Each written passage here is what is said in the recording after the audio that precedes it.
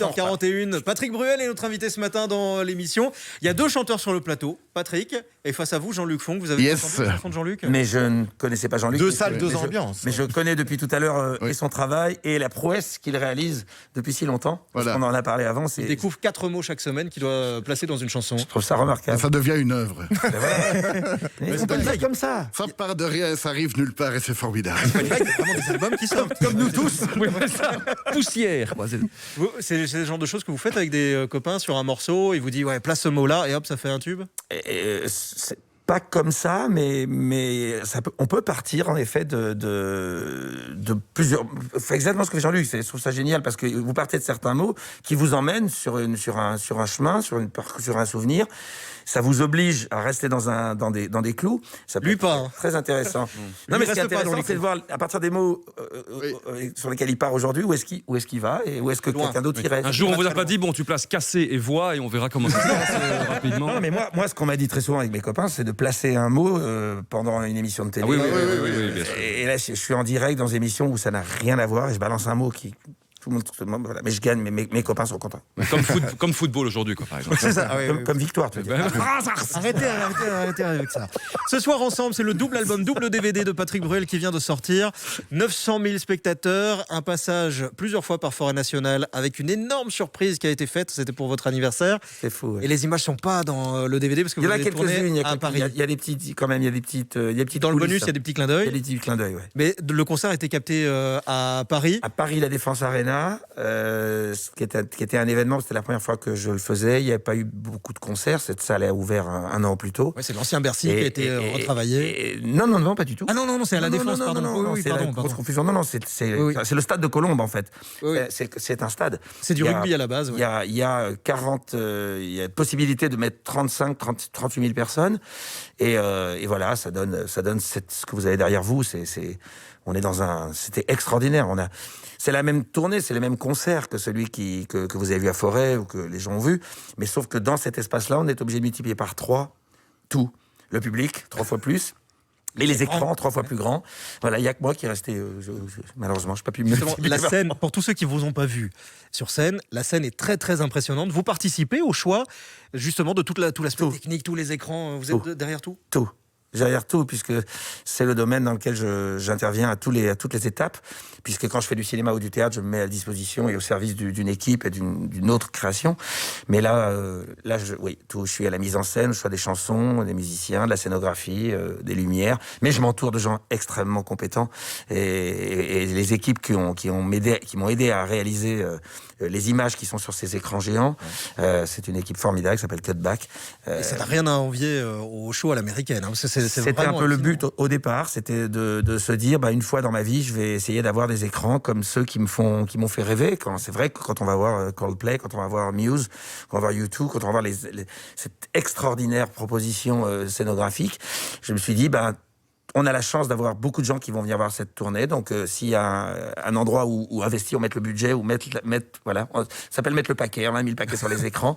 Et j'étais heureux qu'à la fois, il y ait ce côté grandiose, et en même temps, cette intimité qui est propre à tous mes concerts. On a l'impression par moment qu'on se retrouve dans un salon avec des copains, alors qu'il y a 30 000 personnes. Et c'est juste... Je suis heureux d'avoir fait ça. Je suis heureux qu'aujourd'hui ça soit sur un DVD. Je suis heureux que mes arrière-petits-enfants puissent un jour dire que j'étais pas complètement mytho. Donc ça fait parce que c'est vrai que la phrase qui est dite par tous les gens qui vont voir ces spectacles, c'est faut le voir pour le croire. Ouais. Donc c'est vrai, mais je comprends parce que même moi, voilà cette image-là. Je me dis, il faut le voir pour le croire. La salle est noire, tout le monde a ses petites lumières sur le téléphone. Juste sur un guitare-voix, quoi. Là, c'est qui a le droit. Et ou la chanson, où j'ai oublié de vivre à la fin, que je faisais l'hommage à Johnny. Ouais. Et voilà, c'est très beau. Mettons-nous dans l'ambiance avec Stand Up, on l'a tous en tête ce morceau. Où que tu sois, stand up. On l'avait déjà vu sur le clip qui était sorti il y a quelques temps, quelques images du live, et puis voilà donc maintenant le live qui est disponible avec la version audio, la version vidéo. Il y a plein de bonus, on vous voit dans les coulisses aussi. Oui. Est-ce que vous êtes du genre très souple avec les équipes ou très dur parce qu'il faut que chaque détail soit vraiment réglé au millimètre ? je suis très souple pour que chaque détail soit réglé. Oui, ok. À quoi ça sert d'être dur au sens propre du terme? Il faut être juste exigeant et que chacun joue sa partition. Et chacun a eu à cœur, de manière extraordinaire, et c'est un peu le petit mot que je leur ai mis à tous quand je leur ai envoyé le DVD, de leur dire merci pour ça, merci pour tout, parce qu'à chaque poste, 74 personnes étaient sur cette tournée, et ces 74 personnes qui depuis 1 an maintenant ne travaillent pas plus, ouais. et se demandent où on va. Où va la culture, voilà, et se demandent pourquoi on nous a dit qu'on n'était pas essentiel. Ça, je pense que c'est ce qui a le plus blessé les gens de notre secteur. C'est le choix du mot ou vous comprenez le fait que des salles de spectacle, c'est compliqué en ce C'est le moment? choix du mot Ouais. et évidemment l'incidence. Et évidemment que c'est compliqué. Les spectacles comme celui que vous avez derrière, c'est impensable. Avec Là, des milliers de aujourd'hui, personnes dans une salle, on est là, d'accord. ouais. Mais un spectacle dans une salle de théâtre avec 500 personnes qui sont assises avec des distances, avec des masques et qui tranquillement regardent un spectacle, en quoi sont-ils plus dangereux qu'un magasin d'alimentation? En quoi une librairie est-elle plus dangereuse qu'un magasin d'alimentation? Et le seul mot qu'on nous a dit pour faire la différence, c'est pas essentiel. Et ce mot essentiel, là, C'est compliqué, ça passe pas. il a mal percuté.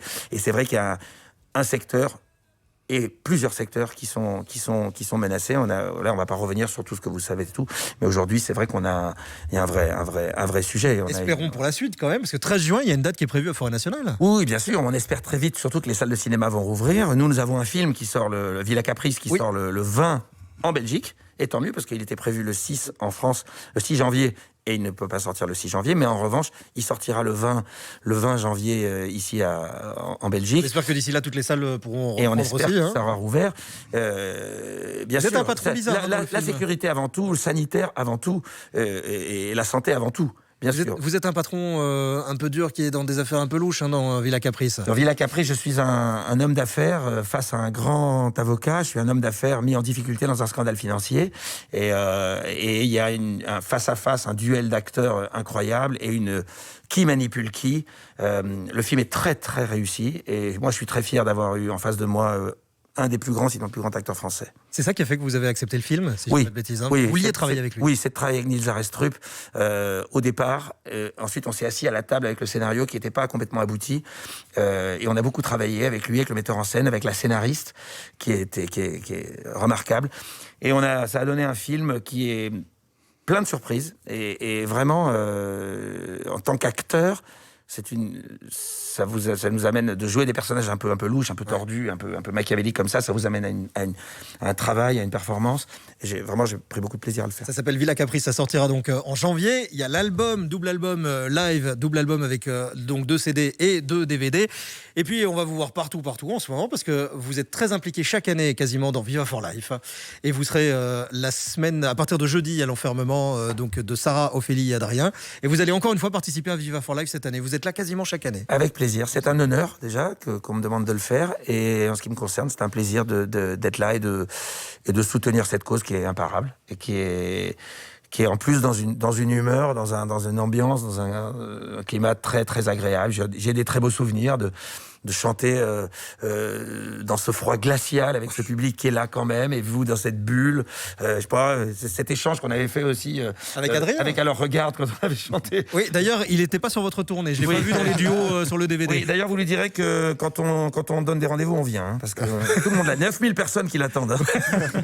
Il sera là au mois de juin, j'espère, à Forêt. Vous allez faire quelque chose que vous avez fait pendant le confinement, les stand-up at home. Vous allez le faire pour Viva for Life dans quelques jours. Ouais. Et donc quoi, les téléspectateurs, les auditeurs de Viva for Life vont pouvoir simplement vous demander la chanson et hop, vous allez partir dessus. Ouais, voilà, on va faire un en direct, évidemment. Ça sera sur le principe des stand-up at home, ce que j'ai fait pendant tout le mois de mars, avril, mai, pendant le premier confinement, où je faisais un spectacle à la maison, avec évidemment beaucoup de maladresse, parce que ma technologie était... Ouais, est-ce que vous êtes un peu plus à l'aise maintenant que vous l'avez fait? Beaucoup plus à l'aise maintenant. Attends, je maîtrise. Après, prenez-en de la graine. Maintenant, en fait. Oui. Non, c'est vrai que je maîtrise beaucoup mieux maintenant et tout. Jukebox. Voilà. Et on fait. Mais ce qu'il faut, en fait, c'est maintenir ce lien quel que soit le moyen. Bien sûr qu'on a envie que ça rouvre et ça rouvrira. Mais aujourd'hui, il faut trouver les moyens. Alors, il y a des artistes qui vont faire des spectacles en streaming. Il y a aussi cette possibilité donc de faire un petit stand-up at home en direct avec les auditeurs de En tout Viva cas, for au nom Life. de toute l'équipe de Viva for Life, je vous remercie parce que c'est vraiment très agréable de vous avoir sur cette période à chaque fois compliquée parce qu'il y a beaucoup d'émotions dans Viva for Life et puis il y a un vrai besoin de tous ces enfants qui vivent dans la pauvreté en Belgique. On sait que c'est pas normal, mais grâce à vous qui donnez et grâce à vous, Patrick, qui participez, comme d'autres artistes, ça permet de mettre cette cause en lumière. C'est important que vous soyez là comme vous l'êtes, que les bénévoles qui vous entourent soient aussi salués parce que je pense que c'est très important. Et voilà, et puis on est là, et puis c'est bien d'être là. Puis c'est bien d'être là ce matin en présentiel, comme vous dites. Présence. Ah bah c'est plaisir d'être là. Oui. Effectivement, c'est chouette d'avoir des invités sur le plateau. Il y a Jean-Luc aussi qui est là dans l'émission. Oui, l'épidémie n'est pas terminée. Eh oui, c'est- Dans un instant, il y a votre chanson, Jean-Luc. C'est une chanson, une espèce de chanson d'amour. Ça pourrait se retrouver, vous pensez, sur un album live Évidemment, de évidemment. Patrick? Oh là là, oui, plusieurs fois. Je le vois en Vous plus. avez fait 9000 spectateurs dans votre carrière, vous. Oh non, ça c'est pas sympa. C'est pas sympa. Ne soyez pas désagréable. Dans un instant, le live avec Jean-Luc Fonck. Patrick Bruel était notre invité ce matin.